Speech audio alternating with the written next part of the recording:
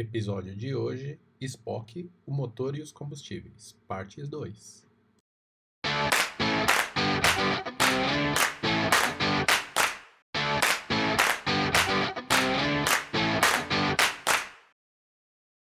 Eu concordo, Cid, a Lê deveria falar. Ó, a Lê tá postando um monte de coisa aqui. Quem tá ouvindo a gente não tá sequer acompanhando um monte de post legal que ele tá colocando aqui no chat. Rasga o verbo aí, Lê, vai. Não, eu estou fazendo algumas considerações aqui a respeito das três palavras, né? Então, o que eu, o que eu compreendo, ou entendo, ou que eu aprendi, então, entender, eu vejo assim, olha, eu enxergo a razão, eu vejo um motivo que está por trás do acontecimento, mas não necessariamente eu compreendo, eu tenho concordância com o efeito. A compreensão, eu já mudo um pouquinho. Eu vejo a razão, né? Eu entendo de onde saiu, né? Eu entendo a fonte da coisa. Também consigo entender a motivação e, de certa forma, eu até confirmo ou eu estou de acordo com o que eu estou vendo ali. Agora, o aprendizado, acho que o aprendizado é construção, né? Eu nunca, por exemplo, ou eu nunca tive contato, ou eu tive contato, vamos dizer, bastante superficial, mas quando eu começo a entrar, e aí eu vou no caminho da compreensão, né? Vou no caminho da fonte, da origem, aí eu estou construindo o aprendizado, né? Estou nesse processo. Fala aí, Cid. Emenda aí. Não, eu vou jogar contra aqui para variar, né? Fazer o advogado do diabo. Mas Eu, cada um pode contestar aqui. Pode contestar à vontade.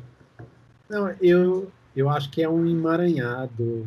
Essas três palavras, elas estão bem definidas, como a Cláudia já disse, o Alexandre já disse, mas na vida real, no dia a dia, não é bem assim, né? Porque, por exemplo, eu posso citar em casa, assim, eu entendo a razão pela qual meus pais eram do jeito que eram, mas eu não aceito. Então, para eu construir a minha vida, eu tive que falar assim, ok, eu entendo por que que eles pensam assim, ou por que eles agem assim, mas essa realidade não me serve, eu preciso construir outra, né? Então, em alguns pontos, houve compreensão da minha parte, em outros não. Algumas coisas são ou eram, né, inaceitáveis para mim. Então, por exemplo, no dia a dia, na prática, eu posso entender os problemas mundanos, as angústias, as solitudes, os desvios humanos, morais, etc. Mas algumas coisas barram na linha, talvez da moral, não sei, da minha moral, né? Tá falando disso. Por exemplo, eu entendo as angústias, os desvios humanos de qualquer natureza, mas para mim algumas coisas são aceitáveis, outras não, entendeu? Por exemplo, eu entendo a razão pela qual pessoas usam drogas, mas para mim Razão ou motivo? é a, o motivo. Motivo. É, Razão, acho que razão não tem. Se for racional, você não vai usar. aí vai cair num outro ponto. Eu estava pensando sobre isso. Por exemplo, a fé, por exemplo, é completamente irracional, né? Opa, daqui a pouco eu vou falar sobre ela. E, e eu entendo, mas assim, esse é um ponto que para mim é inaceitável, entendeu? Assim, beleza. Tchau aí, eu tô indo nessa. Né? Então, por esse lado, nem cristão eu seria, né? Por não aceitar esse aspecto da vida humana. Então, sobre o entendimento e o conhecimento e a compreensão, né? Eu penso assim, compreensão não é você aceitar tudo, né? Então, às vezes a pessoa fala, uma pessoa compreensiva, porque acha que está aceitando tudo que o outro está fazendo. E nessa questão que o Zé trouxe do Livro dos Espíritos, juntando com o que o Sidney disse, ele fala que é assim, você passa por uma experiência, você entendeu que aquela experiência não é boa, então você vai buscar conhecimento para você mudar aquela situação. Você não vai ser negligente, nem conivente com aquilo. Você vai mudar a situação e vai trazer um progresso para que na próxima experiência não passe por aquilo. Que é quando ele fala das enchentes, né, de algumas calamidades, da peste, né, que atinge muitas pessoas.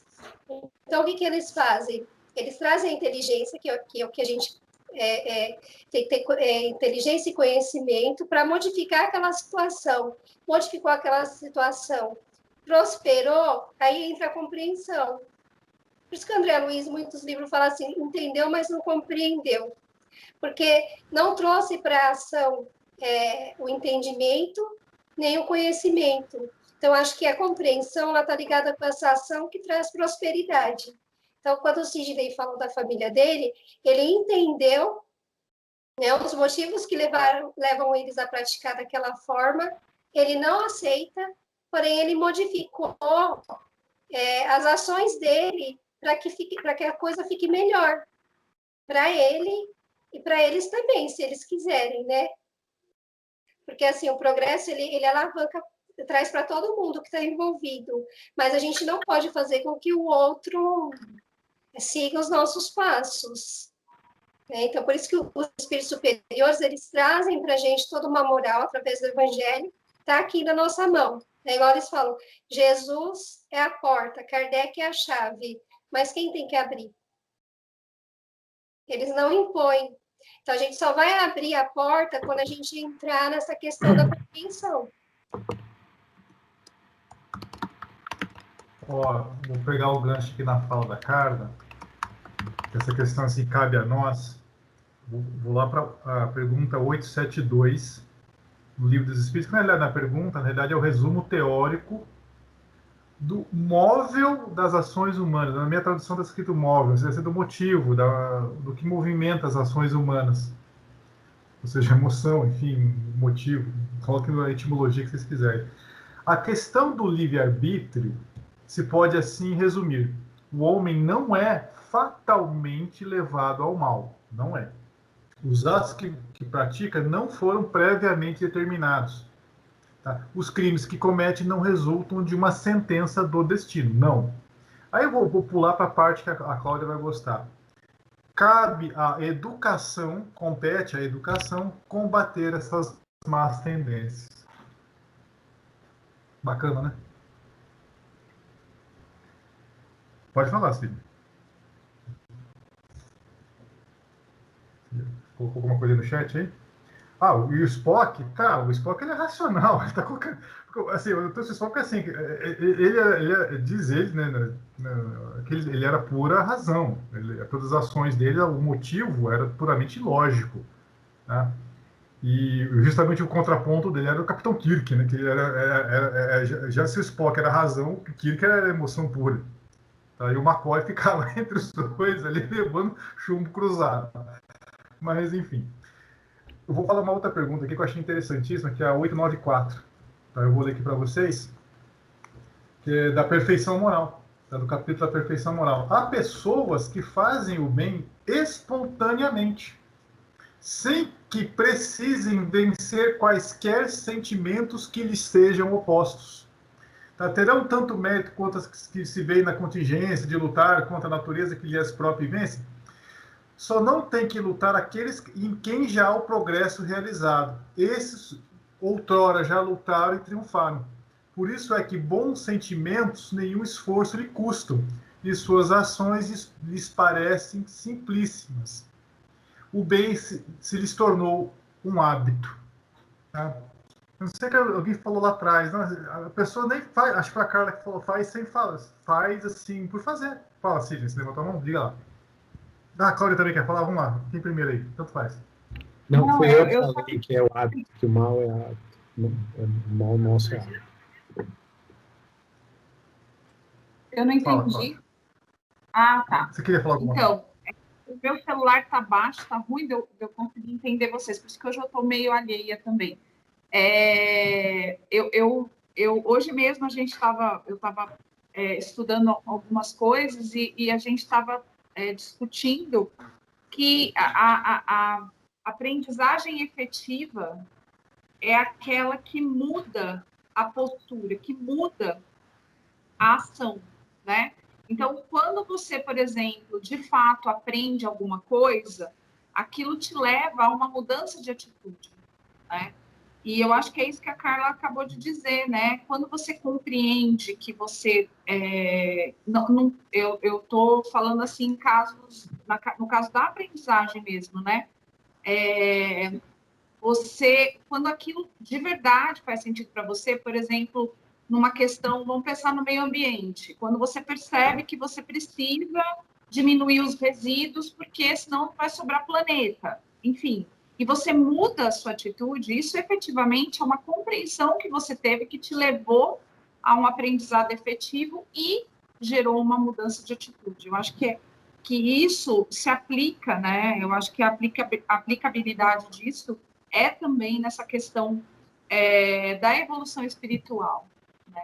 A gente realmente precisa se educar e precisa melhorar. Agora, como o Zé acabou de dizer, existem espíritos que já têm uma propensão ao bem. Isso também não está, né? Tem gente que aprende com facilidade, tem gente que não. Eu acho que o caminhar o importante, que eu acho que é o mais bonito assim, em Deus, né? A oportunidade que Deus nos dá é que todos vão chegar lá.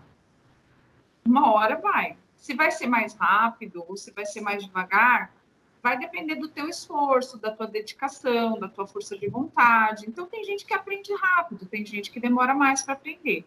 A gente, na educação, entende muito bem isso. Mas é óbvio que é importante que a gente perceba que tudo isso, volto a dizer, são construções, são processos que vão levar muito tempo se a gente levar em consideração a questão de sermos seres eternos aí. Eu vou ler mais uma aqui. A 908. Essa é interessante também.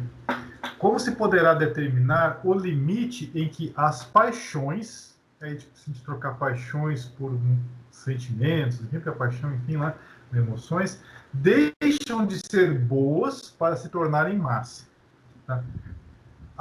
Aí as respostas, olha que interessante a comparação.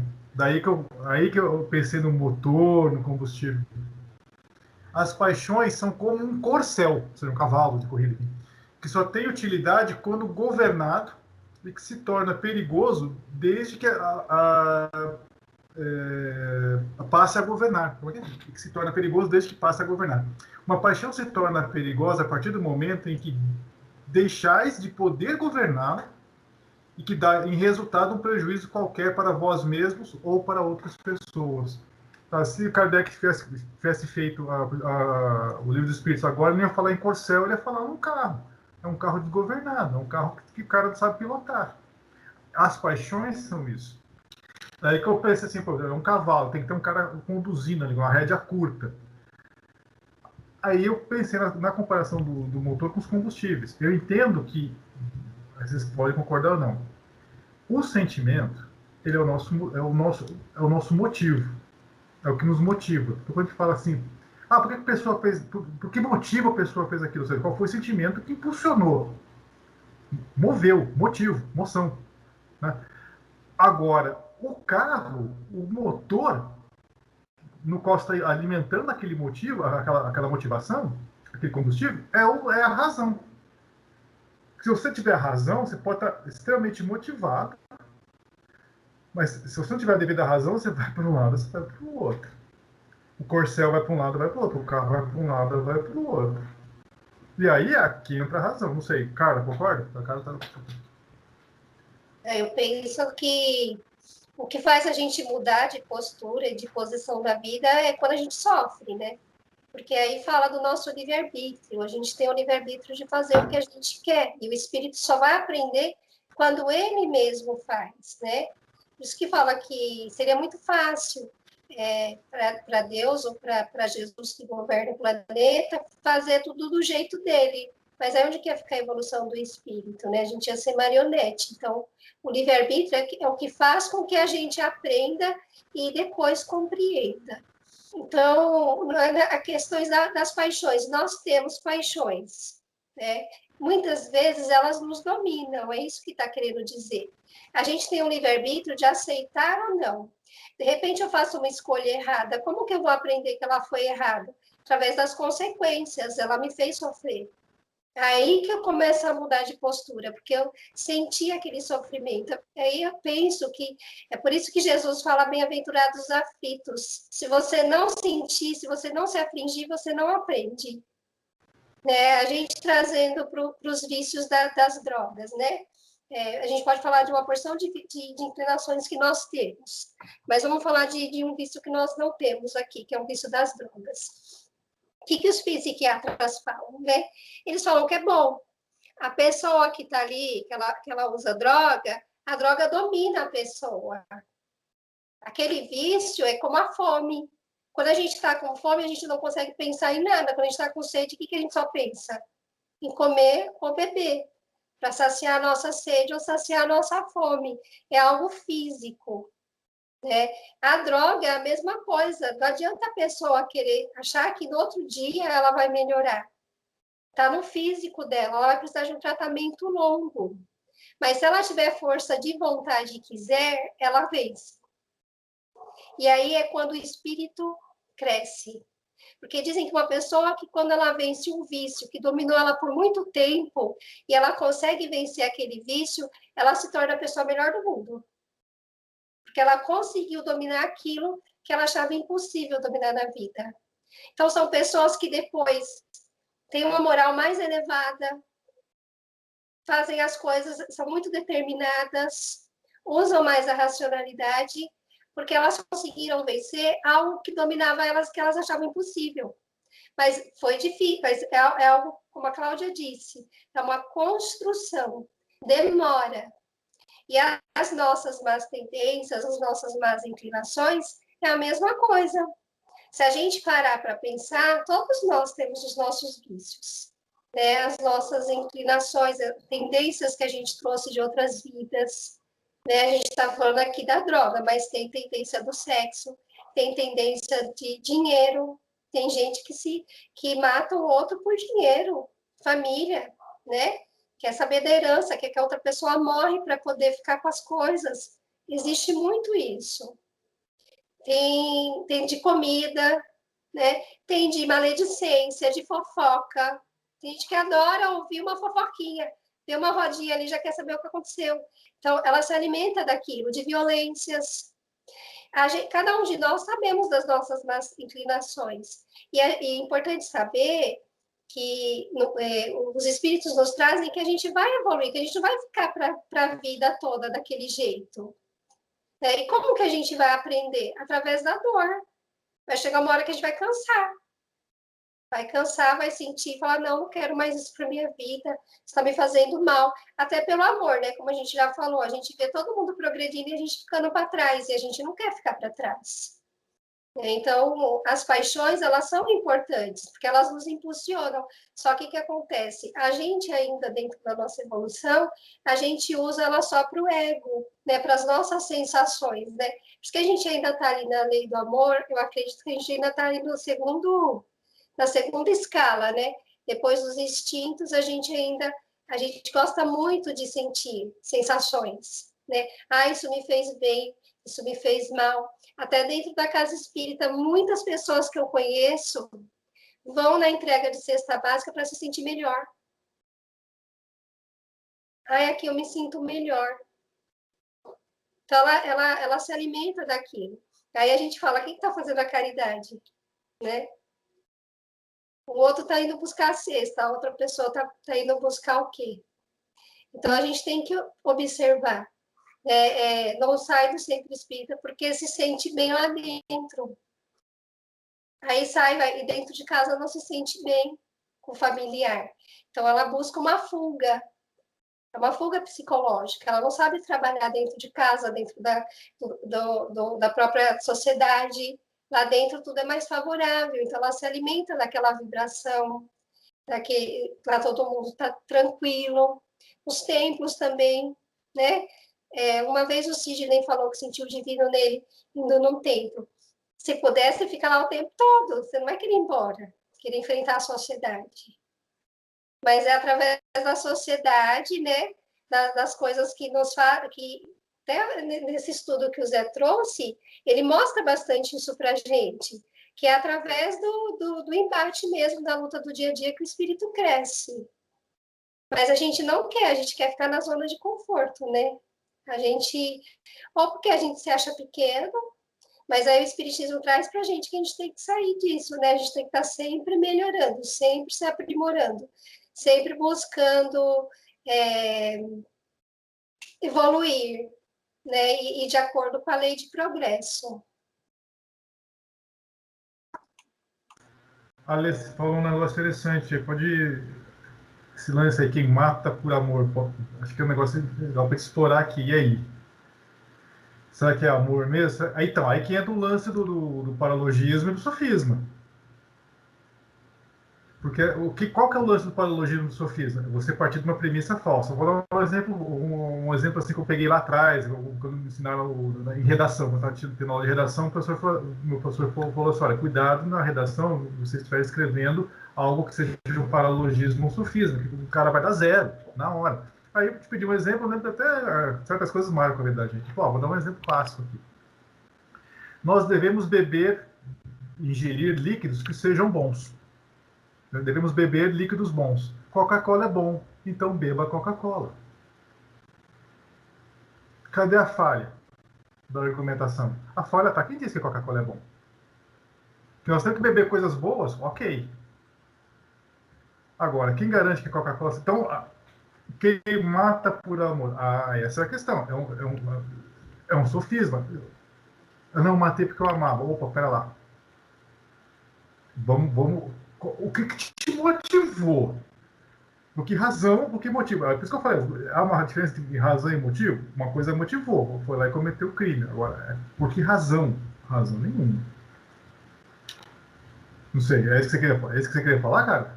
Você botou um comentário aqui? Mais ou menos por aí.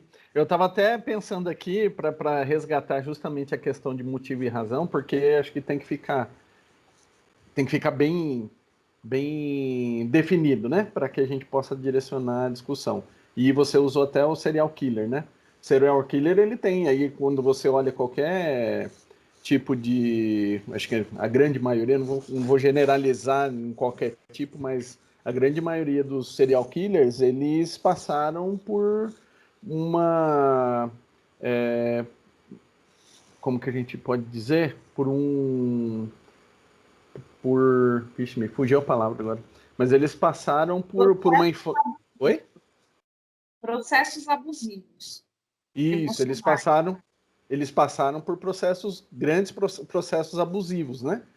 Durante a sua infância, e aí quando eles se tornam adultos, né? Muitas vezes eles vão tirar a forra, né? Vamos colocar dessa forma. Então, motivação existiu, mas razão não existe nenhuma. Porque qual é a razão de você fazer mal por uma pessoa, sendo que alguém fez mal para você? Isso não tem razão. Né? Partindo do pressuposto Deixa eu fazer um gancho ali. Vou além. Se você tem noção espírita, vamos fazer a coisa do espiritismo. Se você tem a noção, conhecimento de que se você fazer o mal, isso vai te trazer um débito que você vai ter que pagar, sabe? Se Deus não tem razão nenhuma. Você fala, isso, exatamente. Piorou. Piorou ainda a questão, né? E aí foi justamente o ponto que eu coloquei ali, né? Quem mata por amor, porque fala assim, não, você pode matar por N motivos, todos os motivos ruins, mas amor não é ruim. Só que existe razão em matar por amor, aí que entra a grande questão. Se amor é bom e matar é ruim, por que se mata por amor? Existe motivação? Sim, mas onde que está a razão? Pior ainda, aí que dá completamente um nó na cabeça, porque razão zero. Né? Então, acho que assim, a questão era justamente conceituar, né? Para ficar bem alinhado aqui na discussão. O que você não concorda, Cid? Não, acho que esse é o nosso grande desafio ou percepção que a gente deve ter desde o início, né? Tudo bem que pouca gente no Brasil, no mundo, tem informação suficiente, ou entendimento suficiente, e acho que a grande luta de quem é pai é justamente informar pessoas que saibam diferenciar isso. Porque, por exemplo, são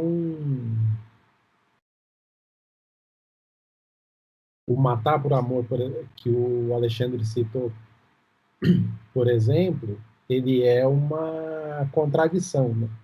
Então você não pratica o bem com o mal, nem o mal, uma coisa não justifica a outra. Então o ser humano, que eu considero, falando bem grosseiramente, idiota, tem na sua frente o livre-arbítrio e ele pode determinar como ele quer construir o seu caminho. Se ele opta por algo ruim, ele vai ter as consequências desse ato ou dessa conduta, vai? Seja ela momentânea ou pela vida inteira. Então, é que todo mundo, a gente é tão idiota que a gente só replica aquilo que a gente conhece, né? Ninguém para e pensa e fala assim, não, isso aqui me serve, isso aqui não me serve, isso eu vou usar, isso eu não vou usar. A grande maioria simplesmente repete a história, e repetir a história, como a gente sabe, é o pior erro da raça humana. Lembrei de uma música gótica do Kid de Abelha, Uniforme, se me falha a memória, que o refrão fala assim: eu sou mais um no bando, repito que eu escuto e não te entendo bem. Eu lembrei dela agora. Vou falar acho que um pouco aqui no calor da discussão.